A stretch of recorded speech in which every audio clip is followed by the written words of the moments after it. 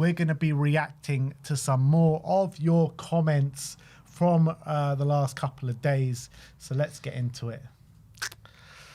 Let's get into OSM 1044 says, I feel like part of the problem with Spurs is how fixated we are on another team. It's so toxic. I'd rather we just completely ignore them and focus on ourselves. No matter what happens to them, if they truly don't care about them, we should stop giving them fuel to laugh at us. Otherwise, we are just wasting energy and passion on things we can't control. Yeah. It's true. There is definitely an element to it, but when we've been stung, the amount of times that we've been stung at Stamford Bridge, I said on the stream that we've won twice there in the Premier League era, but I was speaking to Brian this morning and he reminded me it's only been one time. It's true. We've only won once in the Premier League era at Stamford Bridge. You know what's funny? Stamford Bridge, we've won one of the last 9. At the Tottenham Stadium, one of the last 10. God. Ridiculous. So we've got a better record at Stamford Bridge than we do at N17. Yeah. Mental. That's how bad it's been. You're right. We have just done a whole stream about other teams, but apart from that, I think you're probably right. We should like to focus on ourselves. The problem is we're not good enough to focus right on ourselves. now. We're not. We're just not. We've got no players. So it's not even our team we're focusing on. It's like our C team, B, D team. So let's just hope that Newcastle can do us a favour. But if not, if Newcastle win and we have to win, then we do have to focus on ourselves. You can't rely on Chelsea to do us any favours about not turning up. We're going to have to be good. Yeah. That's the reality. Yeah. The reality. Look, the thing is, if we do our job, we'll stay up. Exactly. But can we trust ourselves to do our job? Do you think any chance if West Ham draw, we actually win and do it?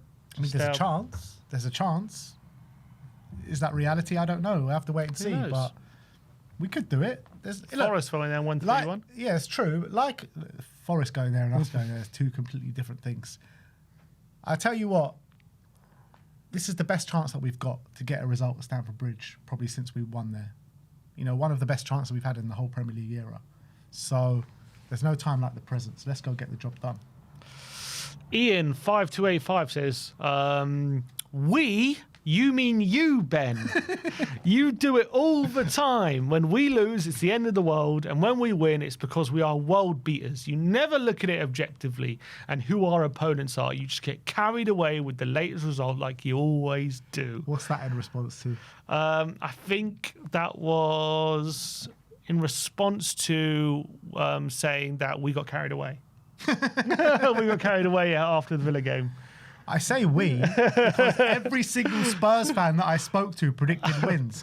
Everyone. I did not speak to one Spurs fan that said that we were not going to win that game. So we, as a collective, we as a fan base, got carried away. Just take some personal responsibility, man. Take some personal responsibility. But I do accept. I do accept that. Yeah, that does usually happen. But it is what it is. You know what I mean? I'm a passionate Spurs fan. He's run by. He feels his emotions. He's run by the emotions of the ups and downs of being a Spurs fan. Football's an emotional sport. Sometimes you got to react to them. I think even Zerbi said when you lose a game, you don't see when the next win's coming from, and when you win a game, you don't see when the next loss is coming from, and that's just football. Terry Nutkins says, I remember Everton playing Man City, and if Everton beat them, it would give Liverpool the title. I didn't give a flying F about what Liverpool did. I wanted Everton to smash City. Well, you must be a better man than all of us. You know what I mean? What can I say? What can I say? Maybe Everton don't care about the rivalry as much as we do. Yeah, you know, I've seen your Merseyside derbies all sitting together, all kumbaya and all that. That ain't the North London derby. You know? There's been way more? Isn't there way more players? Isn't there way more players who've moved between Liverpool and Everton than Tottenham and Arsenal? Jamie Carragher grew up an Everton fan. Apparently, he's got an Everton tattoo and all that. I don't know if that's true or not. And he's a Liverpool legend, and now he's a Liverpool fan. He literally went from Everton to Liverpool. It wouldn't be anywhere near as hostile if Everton and Liverpool players swap teams than Tottenham and Arsenal. So who's played for Liverpool and Everton? I know Abel Xavier. I can't think off the top of my head. Who's played for anyone in the chat? Liverpool and Everton? Can't think off the top of my head. Actually, maybe not that many. I think there was a keeper. What was his name? Neville Don't Southall, remember. was he? He didn't play for Liverpool. Didn't play for Liverpool. Connor Cody. Okay, that's not a great example. Anyone else? Nick Barmby. Nick Barmby did. Nick Barmby. See, that wasn't a big thing, was it? I don't know. All right. Anyone else chat? We're going to move on. Go on, move on. Joanne McCudden says, chatter up here in Archie Gray's hometown is that he's not into Zerbi's plans. Got a bit of an ITK here. Bit of an in the know from Joanne. I mean, that's the chatter. De Zerbi literally said that he could be a future captain of Spurs. Doesn't matter what he said, it's what's happening behind closed doors in Archie Gray's hometown. They're getting the scoop. I don't believe that. No, you don't believe it? I think Archie Gray's firmly in his plans. Maybe Gray's been chatting to his friends back home saying, look, I don't think I'm into Zerbi's plans. And now it's circling around the town. Maybe he's chatting to his parents are relaying the information. What this is that, you know, Archie Gray played his first game, barely seen a minute since. So he's like, so the narrative is, oh, he's not in De Zerbi's plans. He will be in De Zerbi's plans, but right now, calls for experienced heads, and Archie Gray's not one of them. I'm just saying that's what the chatter is in Archie Gray's hometown, if that's to be believed. Look, let us know if you come from where Archie Gray grows up and you're hearing things. Comment something in the comment section below. Let us know what's being said. Let us know what the sources are, and maybe we'll conclude in the next update. All right. Next up, OSM says, I'm not a Levy hater, but he was responsible for bringing in Frank and all our signings this summer. Remember Gibbs White, and there's a situation. He played a huge part in getting us to where we are now. Mm-hmm. Yep. 100%. Don't disagree with that at all. 100%. I can't agree more. Like I said yesterday, I do think that the situation would be different if Levy was still at the club. I think he would have pushed the button on Thomas Frank a lot earlier. However, that can't negate from the fact that the reason we are where we are and the reason Thomas Frank was our manager and blah, blah, blah, blah, blah, he has a big say of where we are right now. So it's a bit of a give and take. Exactly, and he can smirk all he wants, but he's a big part of the reason why we're here. Mm-hmm. So maybe he shouldn't smirk. Next up, so there is no switch, says this is about Maddison. He said he is not questioning their integrity, meaning the referees, in brackets, truthfulness and honesty. He's questioning their competence.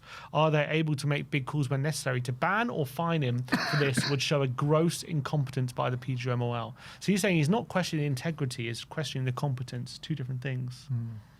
So Maddison said they don't want to make the big calls. Is that integrity or is that competence?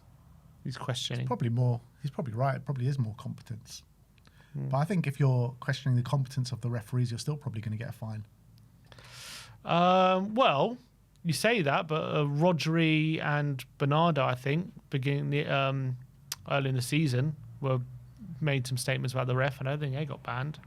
Well, have we not just done a whole segment on how Spurs are treated differently to every right. other club? So Not wrong. I wouldn't be surprised, let's say, if Maddison does get punished for it. Ying Fong says this is his solution to the VAR situation. He says each team in a game should have one VAR call should have one call for VAR eligible situations, e.g. foul inside the box, potential red cards, to have the ref and one of the third officials to come to the monitor, have a look for 30 seconds, 30 seconds plus 30 seconds minimum discussion.